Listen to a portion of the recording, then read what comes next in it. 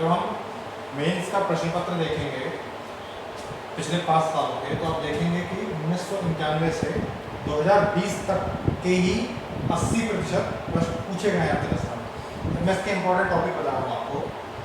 NPA गैर निष्पादनीय परिसंपत्ति, मतलब ऐसा कर्ज जो बैंकों ने दिया और उनको वापस नहीं मिला। कितना डूबा? 15 लाख करोड़ रुपए। 15 लाख करोड़ रुपए बैंकों का डूब गया। ठीक, तो बैंकिंग सेक्टर क्या हो गया? दबाव में चला गया और घाटे में चला गया। एनपीए से संबंधित बहुत सारे मुद्दे हैं, कैसे दूर करना चाहिए, कौन कौन सी समितियां बनी और क्या सुधार करें ताकि एनपीए ना बढ़े। खाद्य सुरक्षा, खाद्य सुरक्षा अधिनियम, क्योंकि भारत की 30% जनसंख्या के पास खाने की कमी है, गरीब है, कुपोषित है, 2 वक्त का भोजन कर पाने में असमर्थ है, इसलिए खाद्य सुरक्षा अधिनियम 2013 आया। खाद्य सुरक्षा क्या है, इससे संबंधित तमाम मुद्दे पड़ेंगे। कुपोषण, मध्य प्रदेश में सबसे ज्यादा कुपोषण है, आप जानते हैं। कुपोषण की परिभाषा, कुपोषण को दूर करने के उपाय सरकार द्वारा जो चलाए जा रहे हैं। गरीबी, गरीबी की परिभाषा, गरीबी को मापते कैसे हैं, इसलिए देखिए लकड़वाला तेंदुलकर समिति ने बहुत सारे फॉर्मूले दिए। किसी ने रुपए को आधार माना, किसी ने कैलोरी को आधार माना, तमाम देख सकते हैं। इसके बाद गरीबी निवारण के लिए क्या किया जा रहा है, कितने प्रकार की योजनाएं चल रही हैं, गरीबी की के प्रकार, निरपेक्ष गरीबी, तमाम जितने भी इसके प्रकार होते हैं ये आप देख लीजिए। इसके बाद बेरोजगारी, बेरोजगारी की परिभाषा, किसको बेरोजगार कहा जाएगा, बेरोजगारी के प्रकार और निवारण। इसके बाद क्षेत्रीय असमानता, अब देखेंगे क्षेत्र में असमानताएं हैं। गोवा और दिल्ली में बहुत ज्यादा पैसा है, पूर्वोत्तर में नहीं है, बिहार और उत्तर प्रदेश में बिल्कुल पैसा नहीं है। देश के ज्यादातर गरीब मध्य प्रदेश, बिहार, उड़ीसा, उत्तर प्रदेश में रहते हैं। तो क्षेत्रीय असमानताओं से संबंधित बहुत मुद्दे हैं। कहीं ढांचागत विकास बहुत ज्यादा है तो पूर्वोत्तर में एक भी ट्रेन नहीं चलती, ये तमाम मुद्दे। तो क्षेत्रीय असमानताओं के कारण क्या होता है, आर्थिक असमानताएं भी उत्पन्न होती है और असंतोष, सामाजिक असंतोष उत्पन्न होता है। इसलिए क्षेत्रीय असमानताओं का जो मुद्दा है हम अर्थव्यवस्था में पढ़ते हैं। इसके बाद मनरेगा, 5 साल आया है मनरेगा। मनरेगा सबसे पहले बता दूं अधिनियम है, किन 2 बातों के लिए अधिनियम है? एक, ग्रामीण लोगों को रोजगार उपलब्ध कराना 100 दिन का गारंटी के साथ, क्योंकि कानून है। दूसरा, ग्रामीण क्षेत्रों में अवसंरचना का विकास करना। अगला, सब्सिडी, सब्सिडी, सब्सिडी का अर्थ होता है पीछे से सहायता देना, चाहे वो कृषि सब्सिडी हो या दूसरे प्रकार की सब्सिडी हो, आप उसे संबंधित मुद्दे पढ़िए। फिर पीडीएस प्रणाली, पीडीएस मतलब सार्वजनिक वितरण प्रणाली, गरीबों तक अनाज पहुंचाए कैसे, तो बीपीएल कार्ड बनते हैं, एपीएल कार्ड बनते हैं और एक बनता है अंत्योदय अन्न योजना वाला कार्ड। 3 प्रकार के कार्ड होते हैं जिसके तहत गरीबों को राशन और जो भी उनकी जरूरतों की चीज होती है वो पीडीएस की दुकानों से ग्रामीण क्षेत्रों में मिलती हैं। इसके बाद बैंकिंग सेक्टर की बात करेंगे तो दो, यदि हम पैसों की बात कर रहे हैं तो 2 प्रकार के बाजार है, मुद्रा और पूंजी। मुद्रा बैंकिंग की जब हम बात करते हैं मतलब बैंक, मुद्रा की बात कर रहे हैं मतलब हम किसकी बात कर रहे हैं, बैंकिंग सेक्टर की। और पूंजी बाजार की जब हम बात कर रहे हैं, पूंजी बाजार की, तो हम किसकी बात कर रहे हैं, स्टॉक मार्केट। ठीक है, स्टॉक मार्केट, स्टॉक एक्सचेंज जो मुंबई में है, हम उसकी बात कर रहे हैं जहां से पूंजी का निर्माण होता है। और मुद्रा बाजार मतलब बैंकिंग सेक्टर। तो मध्य प्रदेश में मुद्रा और पूंजी बाजार की क्या स्थिति है, भारत में मुद्रा और पूंजी बाजार की स्थिति क्या है, इसका संचालन कौन करता है, पूंजी बाजार का कौन करता है, सेबी। सेबी का गठन कैसे होता है, कब हुआ, सेबी के कार्य, तमाम चीजें। इसके बाद ये 4 चीजें हैं, जीडीपी, एनडीपी, जीएनपी, एनएनपी, आपको इसकी डिटेल मिल जाएगी नेट में। तो राष्ट्रीय आय, राष्ट्रीय आय क्या है, और प्रति व्यक्ति आय कैसे बढ़ाई जा सकती है, क्या मुद्दे हैं, राष्ट्रीय आय का मापन कैसे होता है, राष्ट्रीय आय भारत में कम क्यों है, कैसे बढ़ाया जा सकता है, प्रति व्यक्ति आय को कैसे बढ़ाया जा सकता है और क्या करना चाहिए। इसके बाद आरबीआई, आरबीआई का गठन कैसे होता है, आरबीआई के कार्य, आरबीआई को बैंकों का बैंक कहते हैं, सरकार के लिए क्या काम करती है, आरबीआई का वित्त मंत्रालय भारत सरकार से क्या संबंध है, तमाम चीजें। पंचवर्षीय योजना, 12 पंचवर्षीय योजना है, हर योजना में क्या क्या हुआ, ये एक योजना आप देखेंगे कि आती है। पंचवर्षीय योजना में गरीबी निवारण के लिए क्या हुआ, पंचवर्षीय योजना में बेरोजगारी निवारण के लिए क्या हुआ, पंचवर्षीय योजना में औद्योगिकरण के क्षेत्र में क्या हुआ, ये सारी चीजें। इसके बाद नीति आयोग, नीति आयोग का ढांचा क्या है, नीति आयोग के कार्य क्या है, नीति आयोग कैसे काम कर रहा है, 5 साल हो गए, कुछ उपलब्धियां मिली या इसका मूल्यांकन कीजिए, ऐसा प्रश्न आ सकता है। तो 3, 7 और 15 वर्षीय की योजनाएं हैं, ये देख लीजिएगा। इसके बाद औद्योगिकरण से संबंधित मुद्दे, जब उद्योग लगता है तो उससे क्या संबंधित मुद्दे होते हैं, एक अच्छे उद्योग को लगाने के लिए क्या क्या अनुकूल अवस्थाएं होनी चाहिए, बिजली चाहिए, पानी चाहिए, मुफ्त जमीन चाहिए, लाइसेंस राज ना हो, ये तमाम चीज़ें, सस्ता और कुशल श्रम हो, ट्रांसपोर्टेशन बहुत अच्छा हो, ये औद्योगिकरण से संबंधित मुद्दे हैं। इसमें झुग्गी झोपड़ियाँ और प्रदूषण भी सम्मिलित होता है, क्योंकि कहीं ना कहीं इससे अर्थव्यवस्था को हानि होती है। इसके बाद स्मार्ट सिटी प्रोजेक्ट, क्या है स्मार्ट सिटी की परिभाषा, कितने शहर हैं मध्य प्रदेश के, देश में 100 से है, और फिर इसका ढांचा कैसे होगा और स्मार्ट सिटी क्यों बनाया जा रहा है। इसके बाद शहरीकरण से संबंधित मुद्दे, आप देख रहे हैं भारत में तेजी से शहरीकरण बढ़ रहा है। 2050 तक भारत की 50% आबादी शहरों में रहेगी।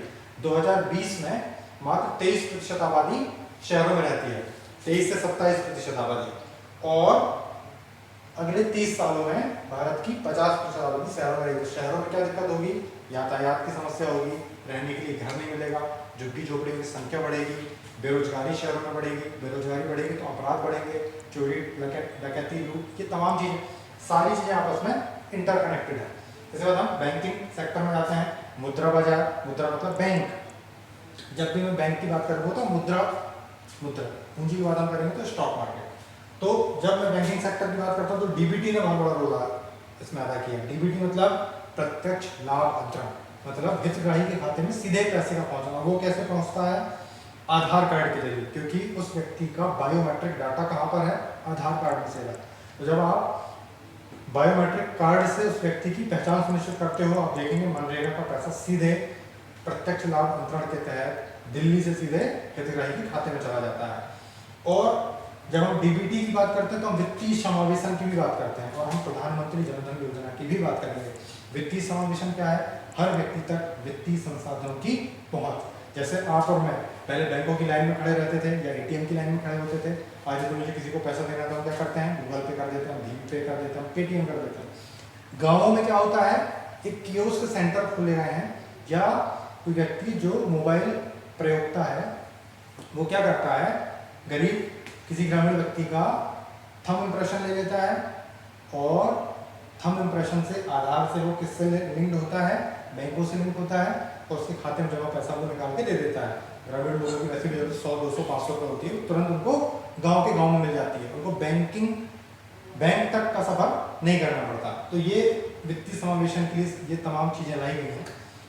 अब हम आते हैं सहकारिता। सहकारिता क्या है, लोगों के सहयोग से निर्मित संस्था, उसी का संचालन भी लोग करते हैं, उसका रखरखाव भी लोग करते हैं। सहकारिता अधिनियम के तहत ये संस्थाएं संचालित होती हैं। मध्य प्रदेश में सहकारिता विभाग है।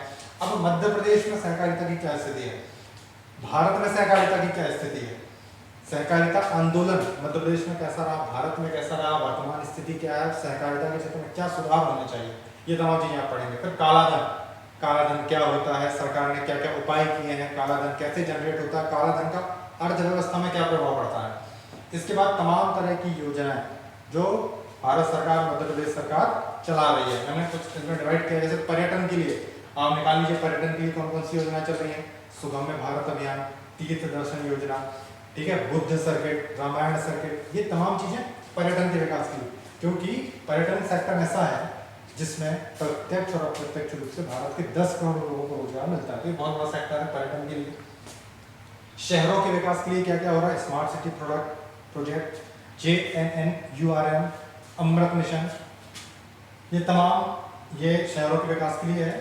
इसके बाद ग्रामीण क्षेत्रों के विकास के लिए प्रधानमंत्री ग्रामीण सड़क योजना, मनरेगा, राजीव आवास योजना, प्रधानमंत्री आवास योजना, ये तमाम चीजें ग्रामीण क्षेत्रों के विकास के लिए। इसके बाद गरीबी उन्मूलन के लिए क्या हो रहा है, तमाम प्रकार की योजनाएं।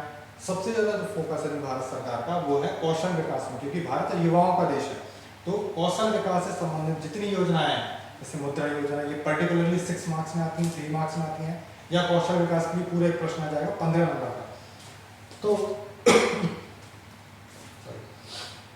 मुद्रा योजना, उस्ताद योजना, प्रधानमंत्री कौशल विकास योजना, skill India, startup India, make in India और कौशल विकास केंद्रों की स्थापना। इसके बाद स्वच्छ भारत अभियान।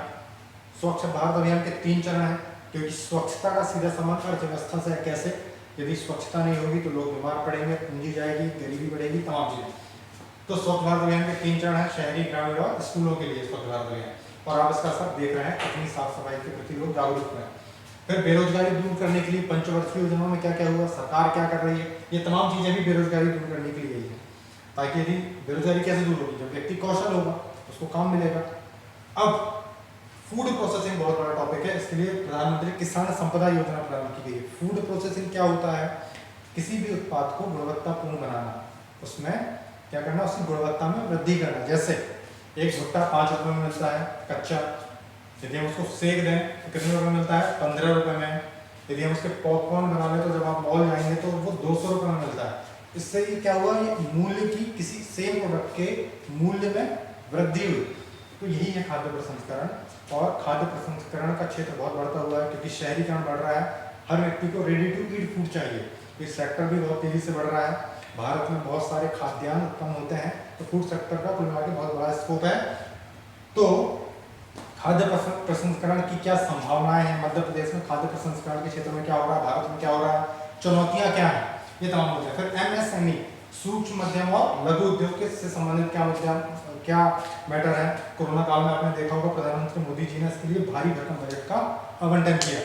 ठीक, इसके बाद प्रधानमंत्री जनधन योजना। जब भी प्रधानमंत्री जनधन योजना की बात करेंगे हम इसको वित्तीय समावेशन से इंटरकनेक्ट कर देंगे। नमामि गंगे प्रोजेक्ट वित्तीय समावेशन में समझा चुका हूँ। देश के प्रत्येक व्यक्ति तक वित्तीय सेवाओं की सुगम और त्वरित पहुंच उपलब्ध कराना। फिर डिजिटलाइजेशन, हम मोबाइल चला पा रहे हैं, ग्रामीण क्षेत्रों में इंटरनेट चल रहा है, वो क्यों चल पा रहा है, क्योंकि डिजिटलाइजेशन है, सस्ता डाटा मिल रहा है। डिजिटलाइजेशन के लिए भारत सरकार क्या कर रही है, बहुत सारे अभियान चला रही है। डिजिटल भारत अभियान, ग्रामीण डिजिटल साक्षरता अभियान, और जितने भी मुद्दे हैं डिजिटलाइजेशन से संबंधित आप उनको पढ़ लीजिए। इसके बाद बैंकिंग, बैंक क्या होते हैं, वाणिज्यिक बैंक क्या होते हैं, फिर तमाम प्रकार के बैंक, इसके भी प्रकार, साख क्या होता है, ग्रामीण क्षेत्रों में लोन कैसे लेते हैं, सहकारिता क्या है, गैर वाणिज्यिक बैंक क्या होते हैं, कमर्शियलाइज्ड और नॉन कमर्शियलाइज्ड बैंक। इसके बाद ये तमाम चीजें, नाबार्ड है ना, नाबार्ड 6 नंबर का प्रश्न आता है, 3 नंबर में इसकी तमाम डिटेलिंग आप पढ़ लीजिए। कृषि के लिए ऋण कैसे उपलब्ध कराता है, भूमि के विकास के लिए कैसे नाबार्ड धन उपलब्ध कराता है। इसके बाद IMF में समझा चुका हूँ। IMF भुगतान संतुलन के लिए अल्पकालिक ऋण प्रदान करता है सदस्य देश को। वर्ल्ड बैंक ढांचागत परियोजनाओं के लिए दीर्घकालिक ऋण उपलब्ध कराता है। ट्राइसन क्या है, आदिवासी क्षेत्रों में विकास के लिए ट्राइसन क्या करता है, भूमि विकास बैंक की क्या भूमिका है, सहकारी बैंकों की क्या भूमिका है ग्रामीण क्षेत्रों में, और इस सहकारिता आंदोलन तमाम चीजें। क्षेत्रीय ग्रामीण विकास बैंक क्या होते हैं, ग्रामीण विकास बैंक क्या होते हैं, राज्य ग्रामीण विकास बैंक क्या होते हैं, केंद्रीय ग्रामीण विकास बैंक क्या होते हैं, तमाम मुद्दे। अब जब आप इतना सब कुछ तैयार कर लेंगे तो इसके बाद आप टेस्ट पेपर लगाइएगा, आप देखेंगे आपसे सारे प्रश्न बनेंगे। ये बहुत प्रैक्टिकल प्रश्न है और ये ऐसे प्रश्न नहीं हैं जिनको आपने ना सुना हो और ना पढ़ा हो। ये सारे करंट के टॉपिक हैं, बहुत प्रैक्टिकल पेपर है अर्थव्यवस्था का, और आपसे बिल्कुल बनेगा। मेरी शुभकामना आपके साथ है। धन्यवाद।